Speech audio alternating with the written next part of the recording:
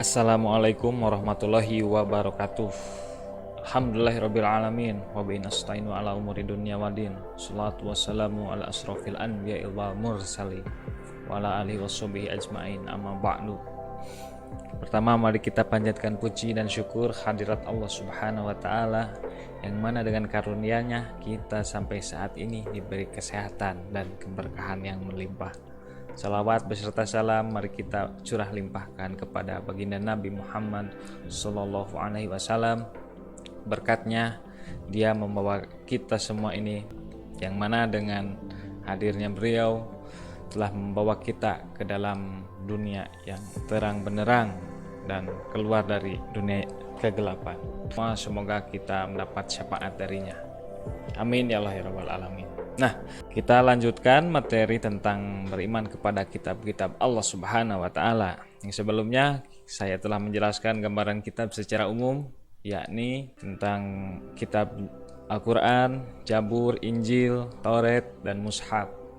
Sekarang kita akan membahas lebih spesifik lagi, yakni tentang mengimani Al-Qur'an. Al-Qur'an merupakan kitab suci umat Islam yang dengan Al-Quran tersebut itu sebagai petunjuk bagi kita dalam menjalankan kehidupan. Al-Quran sebagai petunjuk untuk menjalankan kehidupan. Baik, ini pengertian Al-Quran ya. Al-Quran adalah firman Allah Subhanahu wa taala yang diturunkan melalui malaikat Jibril, disampaikan kepada Nabi Muhammad Shallallahu Alaihi Wasallam dengan menggunakan bahasa Arab. Yang membacanya itu bernilai ibadah dan untuk dijadikan pedoman hidup manusia agar bahagia baik di dunia maupun di akhirat.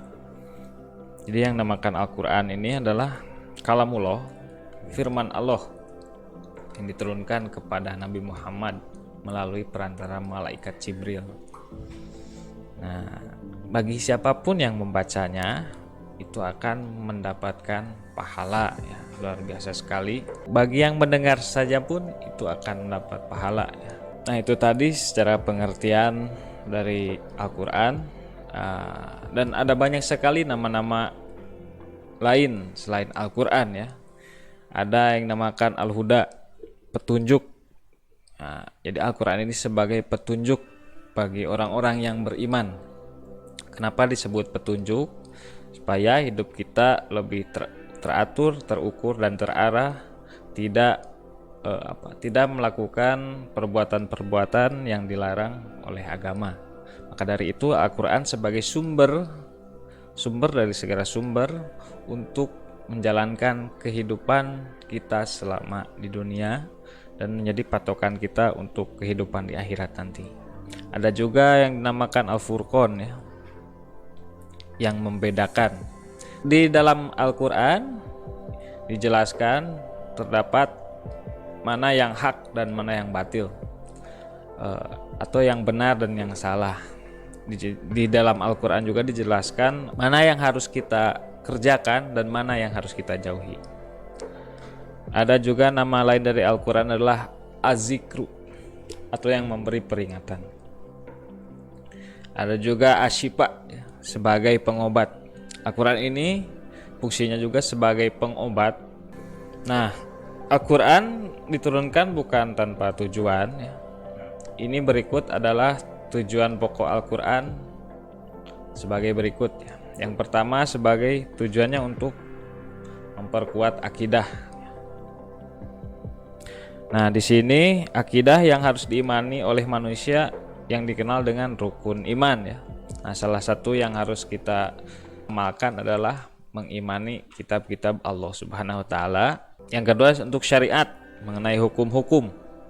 Al-Qur'an mengatur segala tatanan hukum di dalamnya untuk mengatur kehidupan manusia dan hubungannya antar sesama manusia dan makhluk yang lain agar tidak merugikan lingkungan sekitarnya. Jadi diaturlah hukum-hukum di dalam Al-Quran supaya manusia mengerjakan dan menaatinya. Yang selanjutnya adalah tujuan Al-Quran adalah untuk menanamkan akhlak mengenai norma-norma agama, akhlak dan sikap perilaku yang harus diikuti oleh manusia dalam lingkup pribadi dan bermasyarakat, nah, agar tercipta manusia yang harmonis, serasi, damai dan sejahtera. Kita sebagai umat Islam harus bisa mengamalkan sifat-sifat baik yang ada dalam Al-Quran, yakni salah satunya adalah amanah, gotong royong, menyampaikan kebenaran atau bertanggung jawab. Sehingga jika sifat-sifat tersebut diamalkan, maka tujuan kita hidup bermasyarakat yang harmonis, damai dan sejahtera itu akan tercapai. Itulah tujuan utama diturunkannya Al-Quran. Selain tujuan juga Al-Quran terdapat banyak isi-isi pokok di dalamnya. Yang pertama adalah tentang akidah.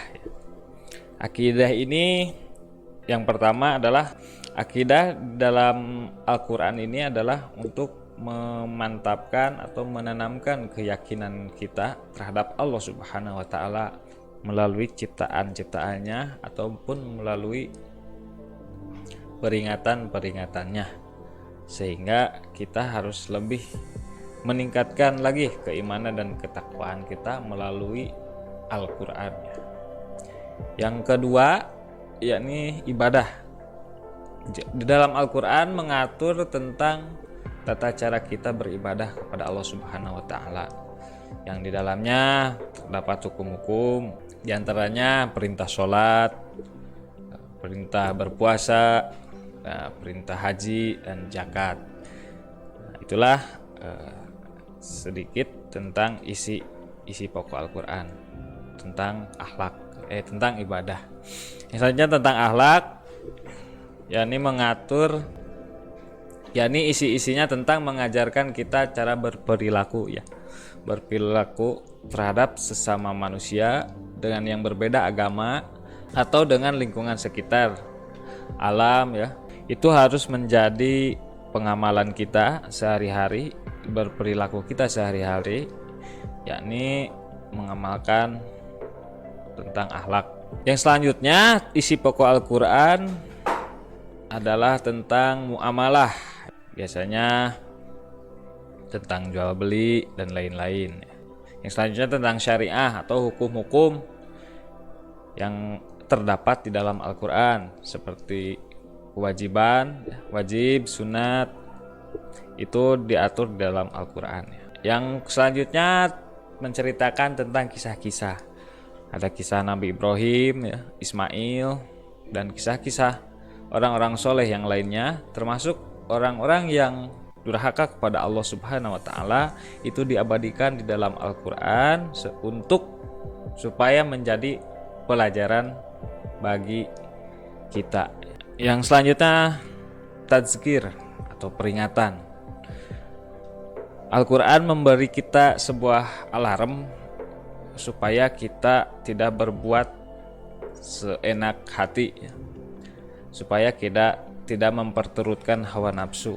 Jadi barang siapa yang mengerjakan keburukan, maka Allah memberi, barang siapa yang mengerjakan keburukan, maka dia adalah manusia yang celaka. Maka dari itu isi pokok Al-Quran salah satunya adalah memberikan tazkir atau peringatan bagi kita supaya kita berperilaku baik dan tidak keluar dari norma-norma agama. Yang terakhir adalah tentang dasar pengembangan ilmu pengetahuan. Di dalam Al-Quran terdapat proses penciptaan manusia, proses penciptaan langit dan bumi, dan tentang ilmu-ilmu yang lainnya, semuanya ada di dalam Al-Quran. Tinggal kita mau mengkaji dan meneliti hal tersebut. Maka dari itu Al-Quran menjadi salah satu referensi yang sangat paling utama, yang Al-Quran menjadi salah satu referensi yang paling utama dalam pengembangan ilmu pengetahuan. Itu tadi isi-isi pokok tentang Al-Quran. Sekarang kita lanjut ke slide berikutnya, yakni tentang kedudukan Al-Quran. Yang pertama itu jelas sebagai wahyu Allah Subhanahu wa Ta'ala yang diturunkan oleh Allah kepada Nabi Muhammad untuk disampaikan kepada umatnya sebagai petunjuk jalan yang lurus. Yang kedua sebagai mukjizat. Nah, ini Al-Qur'an jelas diturunkan kepada Nabi Muhammad sebagai mukjizat, dan Al-Qur'an terjaga sampai hari kiamat. Tidak akan ada yang bisa merubah kalimatnya sedikit pun, dan tidak ada yang bisa menyamai, membuat yang sama seperti Al-Qur'an dari segi tekstur kalimat dan keindahannya. Dari itu Allah menjaganya sampai hari kiamat. Yang ketiga sebagai pedoman hidup bagi setiap muslim dalam menjalani setiap aspek kehidupan. Ibaratnya kita akan mengarungi sebuah perjalanan, maka kita perlu petunjuk untuk sampai ke tujuan. Ya. Dan ini Al-Qur'an merupakan kompas kita dalam mengarungi kehidupan di dunia ini. Yang terakhir ada sebagai korektor atau penyempurna kitab-kitab sebelumnya. Yang selanjutnya adalah cara Al-Qur'an mencapai tujuannya. Jadi tentunya Al-Qur'an punya cara sendiri untuk mencapai tujuannya. Yang pertama adalah mengajak manusia memperhatikan alam semesta, agar tumbuh kesadaran bahwa ada pencipta yang memberi bimbingan, sekaligus dengan mempelajarinya akan menemukan rahasia yang dapat mempermudah hidupnya sehingga nyaman dan sukses. Jadi kita diarahkan untuk melihat ciptaan Allah Subhanahu wa taala. Lautan, gunung, sawah, pepohonan yang rindang, hewan-hewan yang berkeliaran, baik yang di hutan maupun yang ada di sekitar kita, sudah pasti ada yang menciptakan. Dialah Allah Subhanahu wa taala yang menciptakan segala sesuatu yang ada di bumi, yang bergerak maupun yang tidak bergerak. Pesan pertama ini adalah untuk sebagai akidah kita kepada Allah, akidah kita terhadap Al-Qur'an, mengajak manusia memperhatikan alam, sehingga dengan kita memperhatikan alam, maka sudah pasti kita akan mencari siapa sang pencipta alam tersebut. Yang sudah pasti Allah lah sang pencipta alam tersebut. Yang kedua, mengajak manusia memperhatikan jati dirinya, sehingga mengetahui sisi kelebihan dan kekurangannya dalam ikhtiar menata hidupnya yang sejalan dengan petunjuk Allah Subhanahu wa taala. Dan yang terakhir adalah mengajak memperhatikan sejarah umat manusia agar dapat menarik pelajaran dari mereka, baik saat menorehkan tinta emas peradaban maupun saat runtuh dan tumbangnya peradaban mereka. Kita lihat Raja Fir'aun dengan kekuasaannya yang tinggi sehingga dia malah lupa terhadap dirinya sendiri dan mengaku bahwa dirinya adalah Tuhan. Maka Allah mengutus Nabi Musa kepada Fir'aun untuk menyadarkannya. Tetapi Fir'aun malah sombong dan tinggi hati. Dan akhirnya Allah memberikan pelajaran kepada Fir'aun, yakni ditenggelamkanlah. Sampai sekarang kita bisa melihat bukti kebenaran Al-Qur'an tersebut. Adapun kisah-kisah yang lain diabadikan di dalam Al-Qur'an supaya menjadi pembelajaran bagi kita semua. Demikian itu tadi pemaparan dari saya tentang Al-Qur'an. Mudah-mudahan ada manfaatnya. Jangan lupa subscribe, komen, dan share channel ini. Mohon maaf apabila banyak kekurangan dalam penyampaian. Semoga materi ini bermanfaat bagi kita semua. Jangan lupa di komen and share dan di subscribe channel ini supaya channel ini terus berkembang. Terima kasih. Wassalamualaikum warahmatullahi wabarakatuh.